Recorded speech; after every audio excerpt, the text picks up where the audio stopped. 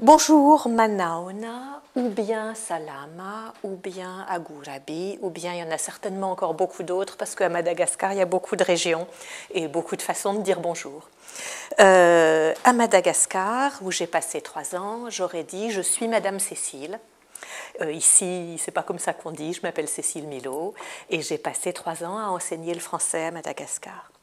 Si je devais résumer mon volontariat en 3 mots, je parlerai d'abord de misère, parce que Madagascar est quand même un pays misérable. Bon, on le sait en partant, mais les manifestations matérielles de cette misère n'arrêtent pas de nous sauter aux yeux. Même moi qui étais dans une des régions les plus riches, du point de vue agricole par exemple, de Madagascar, le manque d'argent au quotidien des gens que je côtoyais m'a vraiment beaucoup frappée. Qui va avec cette misère matérielle.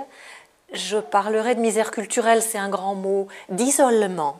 Ce qui m'a aussi beaucoup frappé, c'est l'ignorance des Malgaches du monde qui les entoure. Ils connaissent Madagascar et par exemple, évaluer les problèmes de Madagascar à l'échelle mondiale, ils en sont incapables.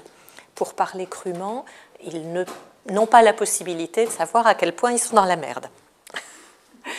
Et si j'ai droit à un 3e mot, je parlerai d'intégration ou d'immersion. Bon, l'intégration, c'est très compliqué. Si on veut, jamais personne ne s'intègre nulle part. Je ne me suis pas intégrée à Madagascar. J'ai fait de gros efforts pour m'immerger.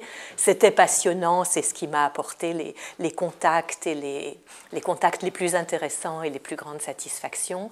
En même temps, c'était pour moi toujours une espèce de lutte pour me faire reconnaître comme un être humain et pour faire admettre aux Malgaches que je n'étais pas une martienne avec des petites antennes et la peau verte. Tous les jours, ils me signalaient que j'avais la peau verte et des petites antennes, alors que moi, j'essayais de leur dire que j'étais un être humain.